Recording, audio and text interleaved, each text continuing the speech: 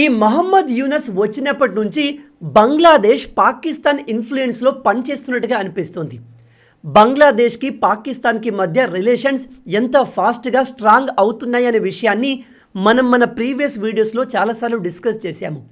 అయితే బంగ్లాదేశ్ ఈసారి ఒక షాకింగ్ డెసిషన్ తీసుకుంది.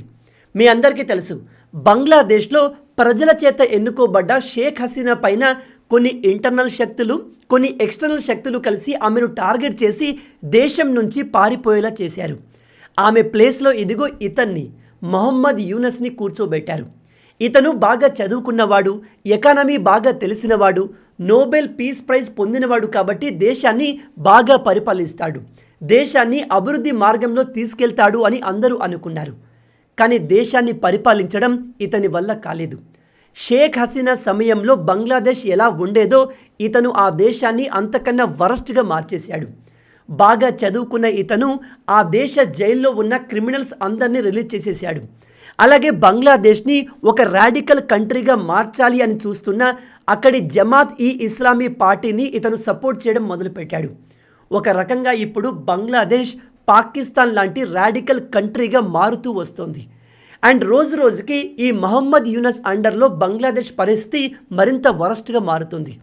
అయితే ఇప్పుడు ఈ మహమ్మద్ యూనస్ అండర్లో బంగ్లాదేశ్లోని ఒక కోర్టు షాకింగ్ తీర్పునిచ్చింది. తమ దేశ ప్రధానమంత్రి అయిన షేక్ హసీనాను ఉరితీయాల్సిందిగా తీర్పునిచ్చింది.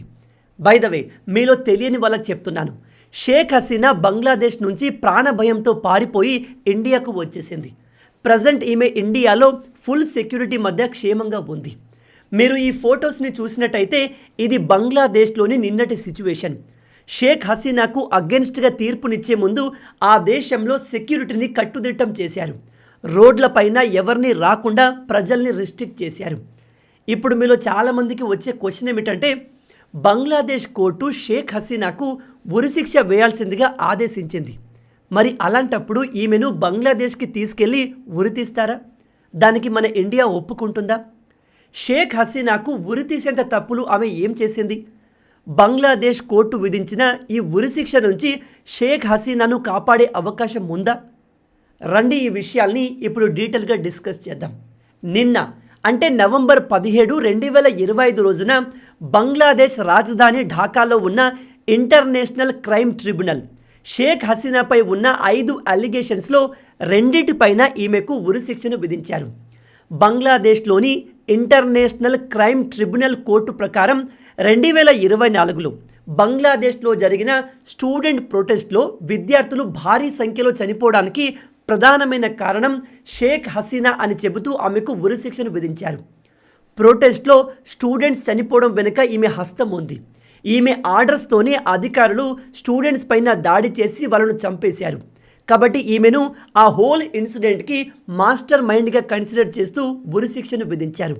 కేవలం షేక్ హసీనాకే కాదు, ఆ సమయంలో హోమ్ మినిస్టర్గా ఉన్న అసద్దుజ్జమాన్ ఖాన్ను కూడా 12 మంది విద్యార్థుల మరణానికి కారణమని చెబుతూ అతనికి కూడా మరణశిక్షను విధించారు. ఇక 3వ పర్సన్ షేక్ హసీనా అండర్లో ఉన్న ఐజీ, అతని పేరు అబ్దుల్లా. ఇతనికి 5 సంవత్సరాల జైలు శిక్ష విధించారు. ఇతన్ని ఎందుకు వదిలేశారు అంటే ఇతను ప్రజెంట్ గవర్నమెంట్కి బాగా కోఆపరేటివ్గా పనిచేస్తున్నాడు. మొహమ్మద్ యూనస్కి ఇతను ఫుల్ సపోర్ట్ని ఇస్తున్నాడు కాబట్టి ఇతన్ని వదిలేశారు. మొత్తంగా షేక్ హసీనాకి ఆ సమయంలో హోమ్ మినిస్టర్గా ఉన్న ఇతనికి present Bangladesh international crime tribunal ఉరిశిక్షను విధించింది. ఇప్పుడేమో షేక్ హసీనా ఇండియాలో ఉంది అండ్ ఇతను ఎక్కడో వేరే కంట్రీలో ఉన్నాడు. ఇతని లొకేషన్ ఇప్పటి వరకైతే రివీల్ అవ్వలేదు. ఇక్కడ చూసినట్టయితే ఇదే షేక్ హసీనాకు ఉరిశిక్షను విధించిన కోర్టు. ఒకసారి అక్కడి జడ్జి ఏ విధంగా తీర్పుని ఇచ్చాడో మీరు కూడా వినండి. For all these 3 counts we have decided to inflict her with only one sentence, that is sentence of death.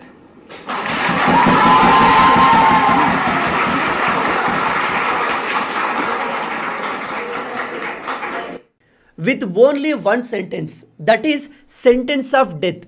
ఇలా ఒక జడ్జి కామెడీగా శిక్షను ప్రకటించడం నేనైతే ఇప్పటిదాకా చూడలేదు. ఎనీవే, ఇక్కడ మీకు డౌట్ వచ్చి ఉంటుంది, బ్రదర్ మన దేశంలో హైకోర్టులు, సుప్రీంకోర్టు ఉంటుంది, కానీ బంగ్లాదేశ్లో ఇంటర్నేషనల్ క్రైమ్ ట్రిబ్యునల్ ఉండడం ఏంటి అని. దీని పేరు ఇంటర్నేషనల్ అని ఉంది కాబట్టి ఇక్కడ ఇతర దేశాల జడ్జిలు లాయర్లు ఉంటారా అంటే నో, ఇది పేరుకు మాత్రమే ఇంటర్నేషనల్. కంప్లీట్గా బంగ్లాదేశ్ అండర్లో రన్ అవుతుంది. బంగ్లాదేశ్ ప్రభుత్వమే దీన్ని 2010లో ఎస్టాబ్లిష్ చేసింది. ఇలాంటి ట్రిబ్యునల్స్ మన దేశంలో కూడా ఉన్నాయి. ఉదాహరణకి నేషనల్ గ్రీన్ ట్రిబ్యునల్. ఈ ట్రిబ్యునల్లో కేవలం కొన్ని డిపార్ట్మెంట్కి చెందిన కేసులు మాత్రమే సాల్వ్ చేయబడతాయి. మన దేశంలో ఉన్న నేషనల్ గ్రీన్ ట్రిబ్యునల్ ఎన్విరాన్మెంట్కి సంబంధించిన కేసెస్ పైన తీర్పులు ఇస్తుంది. బంగ్లాదేశ్లో కూడా మనలాగే హైకోర్టులు, సుప్రీంకోర్టు ఉంది. అయినా కూడా వాళ్ళు తమ దేశంలో నేషనల్ క్రైమ్ ట్రిబ్యునల్ని ఎందుకు ఏర్పాటు చేశారు అంటే మీ అందరికీ తెలుసు. 1971 కన్నా ముందు బంగ్లాదేశ్ని పాకిస్తాన్ కంట్రోల్ చేసేది. పాకిస్తాన్ ఆర్మీ బంగ్లాదేశ్ ప్రజలపైన విపరీతమైన దాడులు, అకృత్యాలు చేసేది. ఆ సమయంలో పాకిస్తాన్కి సపోర్ట్ చేసిన రాడికల్స్ని శిక్షించేందుకు బంగ్లాదేశ్లో ఈ ఇంటర్నేషనల్ క్రైమ్ ట్రిబ్యునల్ని ఏర్పాటు చేశారు. ఈ బంగ్లాదేశ్ ఇంటర్నేషనల్ క్రైమ్ ట్రిబ్యునల్ కోర్టులో ఇంటర్నేషనల్ జడ్జి ఉండడు, ఇంటర్నేషనల్ లాయర్స్ కూడా ఉండరు. అయినా కూడా వీళ్ళు ప్రజెంట్ ఆ దేశంలో లేని తమ ప్రధానమంత్రికి ఈ కోర్టు ద్వారా ఉరిశిక్షను ఏ విధంగా విధించారు అంటే ఇదంతా అక్కడి గవర్నమెంట్ ఆడుతున్న డ్రామా. అక్కడి గవర్నమెంట్ ఇలా చేయాలి అనుకుంది, వాళ్ళు చేస్తున్నారు. అంతేకాని ఈ కోర్టు ఇచ్చిన తీర్పుని బయట ఏ దేశం యాక్సెప్ట్ చేయదు, దానికి వాల్యూ కూడా ఇవ్వదు. ఇక్కడ ఐరనీ ఏంటంటే ఈ ఇంటర్నేషనల్ క్రైమ్ ట్రిబ్యునల్ని ఏర్పాటు చేసిందే ఈ షేక్ హసీనా. ఈమె 1971 సమయంలో పాకిస్తాన్కి సపోర్ట్ చేసిన దేశద్రోహుల్ని శిక్షించేందుకు ఈ కోర్టును ఏర్పాటు చేసింది. కానీ చివరికి ఈ కోర్టు చేతిలో ఈమెనే బలి కావాల్సి వచ్చింది. ఇక్కడ ఇంకో విషయం ఏమిటంటే ఈ బంగ్లాదేశ్ ఇంటర్నేషనల్ కోర్టు ఇచ్చిన తీర్పు ఫైనల్ కాదు. ఈ తీర్పుని సుప్రీంకోర్టులో ఛాలెంజ్ చేయవచ్చు. ఎలా అయితే మన దేశంలో హైకోర్టు ఇచ్చిన తీర్పుని మనం సుప్రీంకోర్టులో ఛాలెంజ్ చేయొచ్చో సేమ్ అలాగే ఇప్పుడు ఈ తీర్పుని కూడా షేక్ హసీనా ఛాలెంజ్ చేయవచ్చు. మరి ఇప్పుడు షేక్ హసీనా ఈ తీర్పును ఛాలెంజ్ చేయొచ్చా అంటే ఎస్ చేయొచ్చు. కానీ ఈ తీర్పు వచ్చిన వితిన్ 30 డేస్లో ఛాలెంజ్ చేయాలి. కానీ ఇక్కడ కండిషన్ ఏమిటంటే ఈ శిక్ష ఏ పర్సన్ పైన అయితే వేశారో ఆ పర్సన్ స్వయంగా బంగ్లాదేశ్ సుప్రీంకోర్టుకు వెళ్ళి దాన్ని ఛాలెంజ్ చేయాలి, అప్లికేషన్ని సబ్మిట్ చేయాలి. కానీ మీ అందరికీ తెలిసిందే షేక్ హసీనా బంగ్లాదేశ్లో తన ప్రాణాల్ని కాపాడుకుంటూ అక్కడి నుంచి పారిపోయి ఇండియాకు వచ్చింది. ఇప్పుడు ఈమె ఈ తీర్పును ఛాలెంజ్ చేయడానికి తిరిగి బంగ్లాదేశ్కి వెళ్తే అక్కడ ఆమెను బతకనిస్తారా? ఈ మొహమ్మద్ యూనస్ గాడు, వీడి అండర్లో ఉన్న అక్కడి రాడికల్స్, జమాతీలు ఈమెను అంతం చేయడానికి చూస్తున్నారు. అందుకే కదా ఈ మరణశిక్షను విధించారు. అలాంటి టైంలో ఈమె దాన్ని ఛాలెంజ్ చేయడానికి మళ్ళీ బంగ్లాదేశ్కి వెళ్తే మధ్యలోనే దాడి చేసే అవకాశాలు 100% ఉన్నాయి. అండ్ ఇక్కడ బంగ్లాదేశ్ ప్రభుత్వం ఈ మొహమ్మద్ యూనస్ గాడు కావాలని షేక్ హసీనా పైన పగ తీర్చుకోవడానికి ఈ తీర్పును ఇప్పించినట్టుగా ఉంది.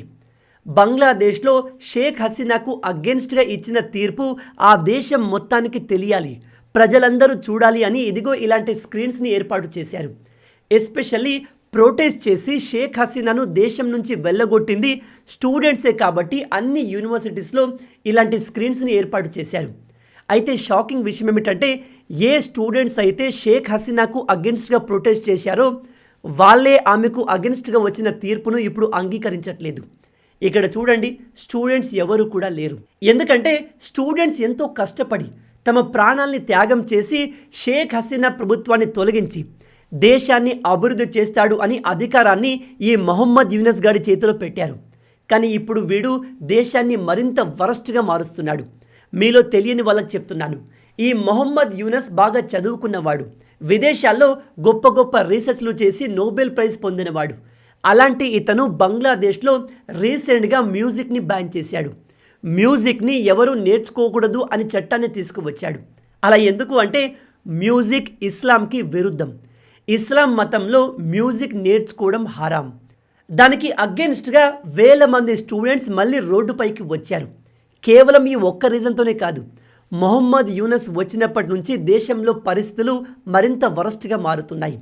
బంగ్లాదేశ్ మెల్లమెల్లగా పాకిస్తాన్ లాగా మారుతుంది. ఇది నచ్చక ఏ స్టూడెంట్స్ అయితే షేక్ హసీనా గవర్నమెంట్కి అగెన్స్ట్గా ప్రొటెస్ట్ చేశారో ఆ స్టూడెంట్సే ఇప్పుడు మొహమ్మద్ యూనస్ని తరిమి కొడదాము అని చూస్తున్నారు. మీరు ఇక్కడ ఇమేజ్ని చూస్తే షేక్ హసీనా ఇదిగో ఈ తప్పులు చేసింది అని చూపిస్తూ వీటి బేసిస్ పైన ఈమెకు ఉరిశిక్షను విధించారు. ప్రజెంట్ బంగ్లాదేశ్ ప్రభుత్వం ప్రకారం ఈమె దాదాపు 1400 మంది స్టూడెంట్స్ని అంతం చేయడానికి పర్మిషన్ ఇచ్చింది. విద్యార్థులపైన లీతల్ ఫోర్స్ ఉపయోగించేందుకు పర్మిషన్ ఇచ్చింది. ఒక పర్టిక్యులర్ స్టూడెంట్ లీడర్ని చంపేందుకు పర్మిషన్ ఇచ్చింది. ఇలా అనేక కారణాలు లిస్ట్ చేసి వాటి బేసిస్ పైన ఈమెకు ఉరిశిక్షను విధించారు. 2024లో బంగ్లాదేశ్లో గొడవలు ఎలా స్టార్ట్ అయ్యాయి, అది మెల్లగా స్టూడెంట్ ప్రొటెస్ట్ లాగా ఎలా మారింది, ఈ ప్రొటెస్ట్ని తట్టుకోలేక గవర్నమెంట్ ఎలా కుప్పకూలిందో ఇదంతా మనము ఆ టైంలో డిస్కస్ చేశాము. చాలా క్లియర్గా మీకు ఎక్స్ప్లెయిన్ కూడా చేశాను. చివరి క్షణంలో ప్రొటెస్ట్ చేస్తున్న కొంతమంది స్టూడెంట్స్ అండ్ రాడికల్స్ అంతా కలిసి షేక్ హసీనా ఇంటిపైన దాడి చేయడం మొదలుపెట్టారు. ఆ విషయాన్ని ఆమె ముందే పసిగట్టి తన మిలిటరీ సహాయంతో బంగ్లాదేశ్ నుంచి ఇండియాకు సేఫ్గా వచ్చేసింది. కొన్ని రిపోర్ట్స్ ప్రకారం షేక్ హసీనాను కాపాడింది మన ఇండియన్ ఇంటెలిజెన్స్.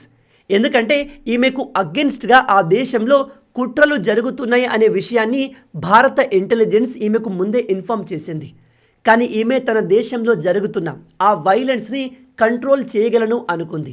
కానీ చివరికి తన ప్రాణాల మీదకి వచ్చేసరికి ఇండియా హెల్ప్తో సేఫ్గా మన దేశానికి వచ్చేసింది. షేక్ హసీనా ఆ దేశం నుంచి బయటకు వెళ్ళిన వెంటనే ఈ మొహమ్మద్ యూనస్ అధికారం తీసుకొని ఈమె పైన రకరకాల కేసులు వేసి విచారణ స్టార్ట్ చేశాడు. ఎప్పుడైనా గుర్తుపెట్టుకోండి, ఒక వ్యక్తి పైన నేరం చేశాడు అనే ఆరోపణ వచ్చి ఆ కేసు కోర్టుకు తీసుకెళ్ళినప్పుడు ఆ పర్సన్ లేకుండా అతని పైన తీర్పుని ఏ విధంగా ఇస్తారు? న్యాయ నిర్ణేత ఈమె సైడ్ స్టోరీ ఏంటి, ఈమె వర్షన్ ఏంటి అనేది కూడా వినాలి కదా. అలా వినకుండా ఒక పక్షం మాటలు విని తీర్పులు ఇవ్వడం కరెక్ట్ కాదు, అది చెల్లదు. Bangladesh international crime tribunal Sheikh హసీనాకు అగెన్స్ట్గా ఒక అతిపెద్ద తీర్పును ఇచ్చింది. కానీ ఆ కేసు వాదనలో ఈమె తరపున మాట్లాడేవారు అక్కడ ఎవ్వరు కూడా లేరు. అందుకే ఇప్పుడు షేక్ హసీనా చెప్పేది ఏమిటంటే ఈ international crime tribunal court Mohammad Yunus అండర్లో పనిచేస్తుంది. వాళ్ళు కావాలని ఈ తీర్పును ఇచ్చారు. ఈ కోర్టు విచారణ తీర్పు ఇదంతా కూడా ఒక స్క్రిప్టెడ్ డ్రామా అని చెప్తుంది.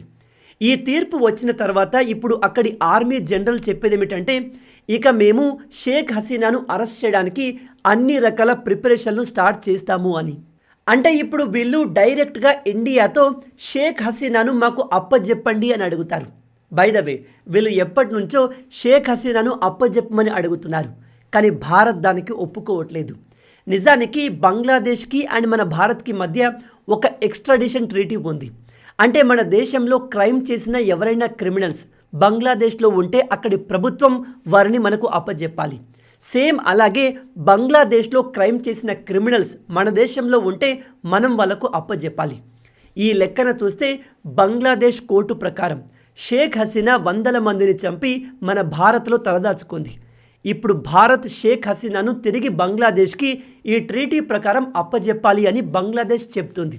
కానీ ఈ బంగ్లాదేశ్లోని సగం దిమాగాలకు అర్థం కాని విషయం ఏమిటంటే ఇదే ట్రీటీలో ఒక పర్టికులర్ ఆర్టికల్ ఉంది. Article number 6. అందులో చాలా క్లియర్గా రాసి ఉంది, extradition may be refused if the offence of which it is requested is an offence of a political character. దీని అర్థం సింపుల్గా చెప్పాలంటే పొలిటికల్ లీడర్స్ పైన ఈ ట్రీటీ పనిచేయదు. షేక్ హసీనా పొలిటికల్ లీడర్ మాత్రమే కాదు, ఆమె ఏకంగా ఆ దేశ ప్రైమ్ మినిస్టర్. కాబట్టి ఇండియా ఇక్కడ చాలా క్లియర్గా బంగ్లాదేశ్ రిక్వెస్ట్ని రిజెక్ట్ చేయవచ్చు. ఒకవేళ షేక్ హసీనా బంగ్లాదేశ్కి తిరిగి రాకపోతే ఆమెకు సంబంధించిన ఆస్తులన్నింటినీ అక్కడి ప్రభుత్వం లాగేసుకుంటాము అని వార్నింగ్ ఇస్తుంది. కేవలం ఈమె ఆస్తులు మాత్రమే కాదు, ఈమె ఫ్యామిలీకి చెందిన అందరి ఆస్తుల్ని బంగ్లాదేశ్ ప్రభుత్వం ఇప్పుడు లాక్కోబోతుంది. అలాగే ఈ ఇంటర్నేషనల్ క్రైమ్ ట్రిబ్యునల్కి మన ఇండియా ఎటువంటి వాల్యూ ఇవ్వదు. ఎందుకంటే ఇది బంగ్లాదేశ్కి చెందింది. దాని పవర్స్ ఆ దేశానికి మాత్రమే పరిమితం. అక్కడి కోర్టు ఇంటర్నేషనల్ అని పేరు పెట్టుకున్నంత మాత్రాన అది అన్ని దేశాలకు వర్తించదు. ప్రజెంట్ బంగ్లాదేశ్లో పరిస్థితులు కంప్లీట్ యూటర్న్ తీసుకున్నాయి. ఎలా అంటే షేక్ హసీనాను పవర్ నుంచి తొలగించేందుకు ముందు అక్కడి స్టూడెంట్స్ భారీ ఎత్తున ప్రొటెస్ట్ చేశారు. మెల్లగా స్టూడెంట్స్కి జనాల సపోర్ట్ కూడా దొరికింది.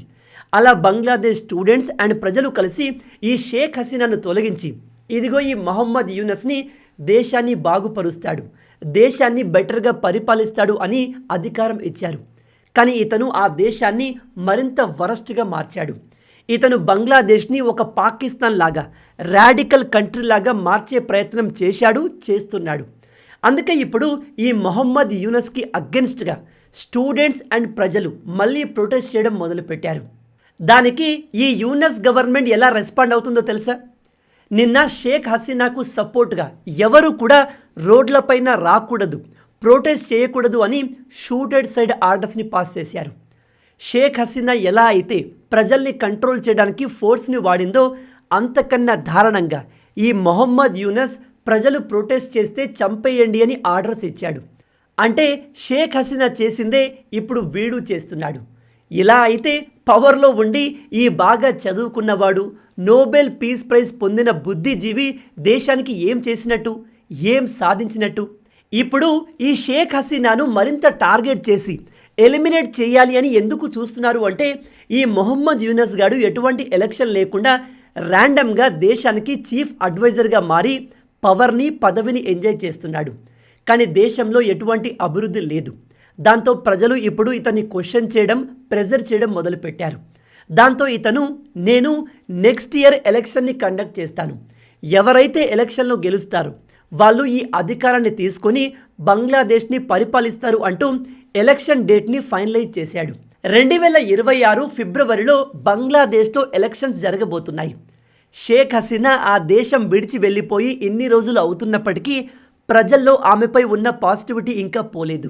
ఇప్పుడు ప్రజలు ఈ మొహమ్మద్ యూనస్ గాడి పరిపాలన చూశారు కాబట్టి మాకు షేక్ హసీనానే కావాలి అని మరింత కోరుకుంటున్నారు.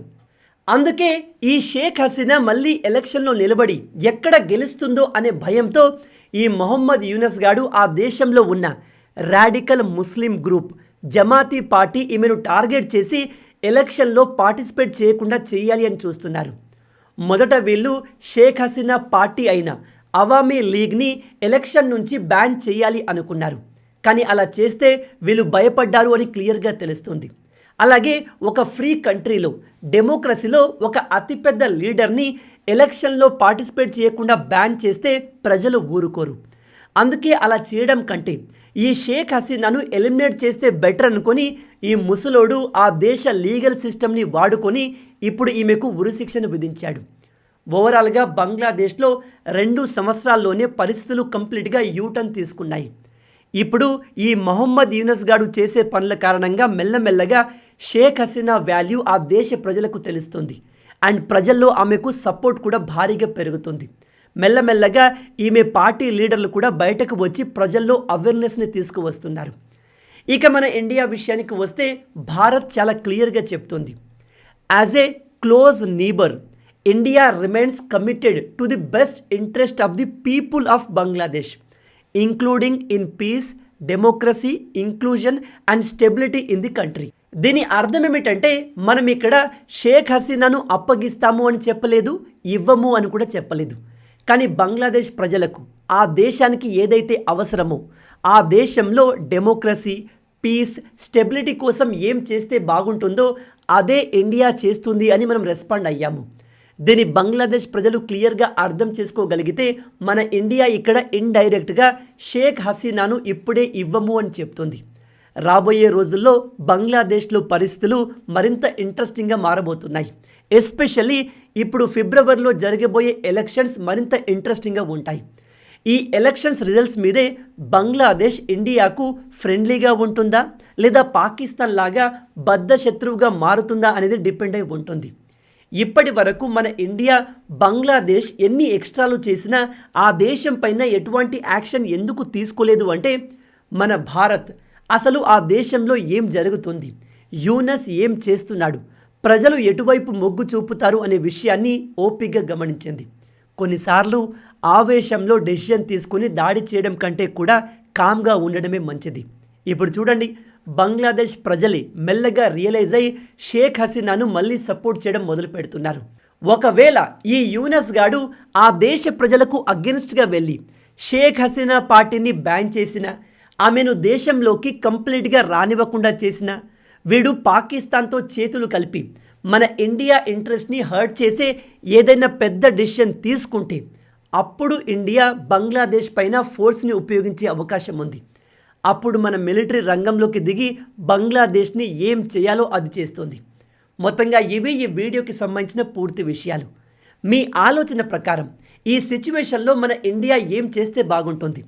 బంగ్లాదేశ్తో గొడవ ఎందుకు అని షేక్ హసీనాను వాళ్ళకు అప్పజెప్పాలా, లేదా బంగ్లాదేశ్ ఇంటర్నల్ విషయాల్లో డైరెక్ట్గా ఇన్వాల్వ్ అయ్యి ఈ మొహమ్మద్ యూనస్ గాడికి బుద్ధి చెప్పాలా? మీ ఆలోచనల్ని కింద కామెంట్లో చెప్పండి. ఈ వీడియో మీకు నచ్చింది అనుకుంటున్నాను. నచ్చితే అలా ఊరికే చూసి వెళ్ళిపోకుండా వీడియోని లైక్ చేసి మన ఛానల్ని సబ్స్క్రైబ్ చేసుకోండి. మన తెలుగు యువతను ఎంత వీలైతే అంత దేశభక్తులుగా మార్చాలి అనే మిషన్తో పనిచేస్తున్నాము. మన ఛానల్ని సబ్స్క్రైబ్ చేసుకొని ఆ మిషన్లో మీరు భాగమవ్వండి. రాబోయే వీడియోలో ఇంకో ఇంట్రెస్టింగ్ టాపిక్తో మళ్ళీ కలుద్దాం. అంటిల్ దెన్, జై హింద్ అండ్ జై భారత్.